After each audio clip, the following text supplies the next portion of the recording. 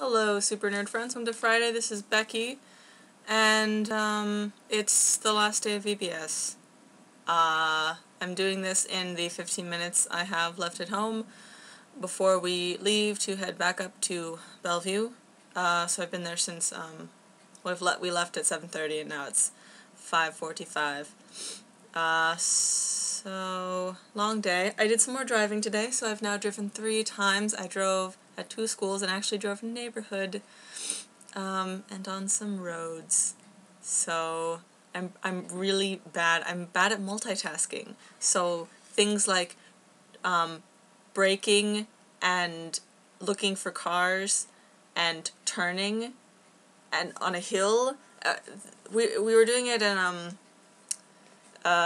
Lake Hills, so there were lots of hills. Like, I was going to turn on this road, but like I was into the turn and I could, like, the road just dropped off. I could not see the incline. It was, so I didn't go down there, because apparently you're supposed to, like, not apply constant pressure to the brake, but like, take your foot on and off, which I'm not good at, so there are many things I'm not good at. I guess it's just going to take some more driving in neighborhoods. The last couple days in VBS have been good, maybe not as good as Tuesday. Tuesday was the best day. But the kids are just as wonderful as they were before. It's just, Wednesday kind of surprised me, and it was chaos. And so I'm like, why did this happen? Well, mostly it was because my lesson plan wasn't all that structured, but then Mom and Joanna were like, oh, it's because it's Wednesday. And see, like, Monday and Tuesday, the kids are still, like, getting used to it. They're not, but Wednesday, they're more comfortable with the teachers and with the other students, and so they just kind of go for it. So Wednesday was crazy. Today was also crazy. But good. I never took a picture of the classroom. We took the kites and streamers and hang gliders and paper cranes, and we took the paper off the desks. I drew so many pictures. I drew the initial 3 that were just like random flying things, like birds and unicorns and Falcor from the Neverending Story, and a hippogriff. Actually, our neighbor Emily helped with a lot of that stuff because she's a real artist. She's a senior in high school next year. And then I drew 3 of the animal characters, an eagle, a bat, and a pig. I drew 3 of those on, like, big pieces of paper, and then they colored those in. And then I drew 2 of the Bible stories, which were the Roman centurion. So I drew, like, scenes from that, and, like, with big people, and then also the whole story of Jesus being arrested and dying. I drew that on, like, a whole table, and they colored it in, and it was really good. So that's what they were doing yesterday, which kept them occupied. And then, and I also built a paper airplane with Quinn, because he was upset, because he got annoyed with the music, which I totally understand, because it is going to be in my head for, I don't know how long. I just have, like, the whole time I'm doing this, I have, like, I'm Counting on God just, like, beating itself into my brain, and it's kind of torturous. But you expect that from VBS songs. They have to be like that. But I'm really proud of my bearded men, because I learned how to draw bearded men.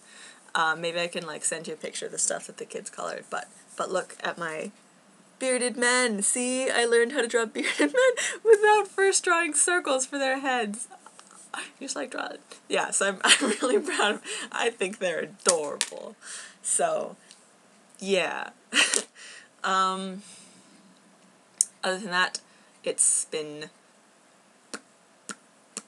a good week. I'm really tired. I haven't gotten more than 5 hours of sleep on a single night this week, so I will crash tonight after Joanna and I watch a few episodes of Supernatural, and then I don't know what I'm going to do with myself after this. I only have a week now to finish my essay, so yeah. I told Alexis yesterday, but we went to Subway yesterday, and there was this New York guy in front of us, and guy from New York. He had a New York accent, and he was really tall, and he just started talking to us about how expensive food was. And we had this long conversation with him, and it was very nice.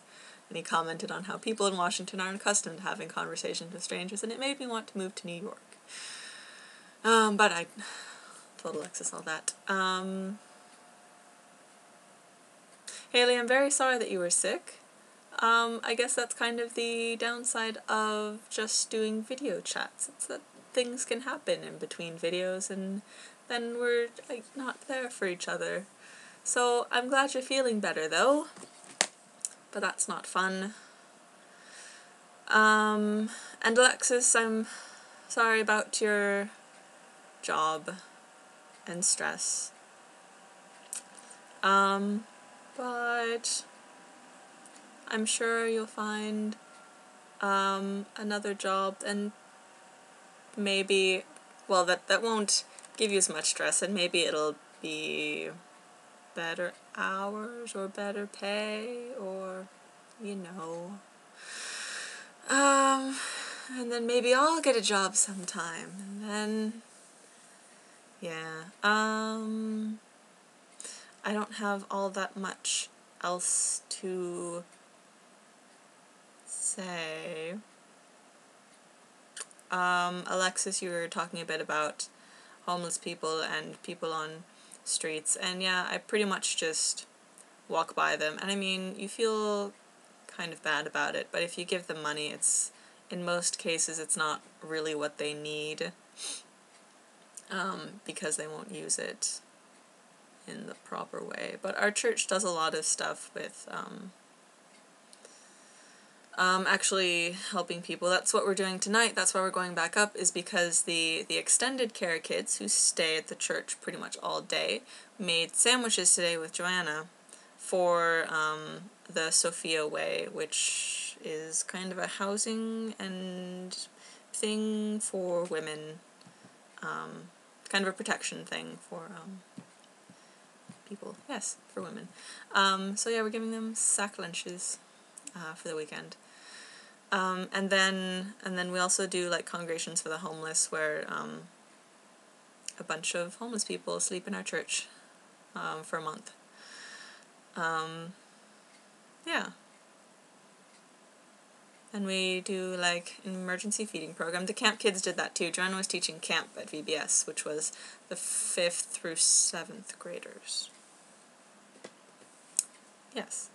And so they did some service projects like that. But yeah, the thing about that situation was just, I mean, I was with my family, and so they were my parents were kind of making the decisions, but I don't know, we kind of felt it wasn't, that we couldn't just, confront her about lying right there. Anyway, yeah, I don't know what else to say on home. Oh, I was reading an article a little while ago about people who choose to be homeless, like even a multi-billionaire, or maybe it was millionaire, I'm probably exaggerating like I'm prone to do, but he chooses to be homeless. I mean, he doesn't sleep outside, but he just, goes from hotel to hotel. He doesn't have much stuff. So, I guess it can be a lifestyle of choice, but there was, what was most interesting, I think, was most of them were like examples of this guy who just lived in an airport for 5 years. No one really notices because people are in airports all the time, 24/7. So, until one day he ran into his mom, and to his friends and family he had just disappeared, which must be awkward.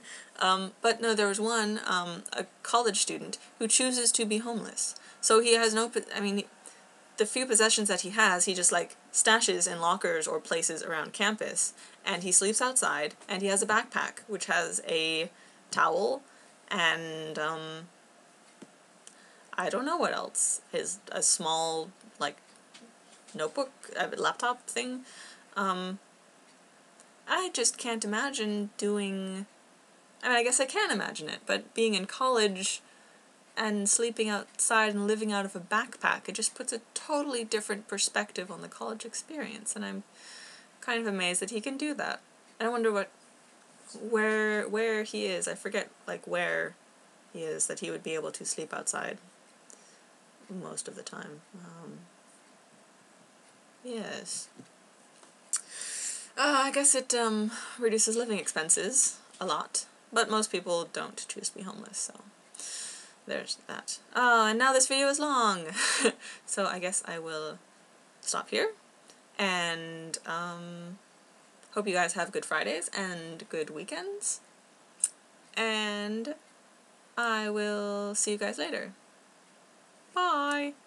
Oh, wait, Alexis, you were saying you still weren't sure about the Diamond Age. I haven't looked at the PDF, but I'm on page 62 in my book, which I think is like page 63 in the book. It's, I'm at the beginning, I think the beginning of chapter 12, right after the micro war thing in the air, the war going on. Yeah. Right after that, so. Keep reading, have fun. It's a good book. Sam's at the door. I have to go. So, bye.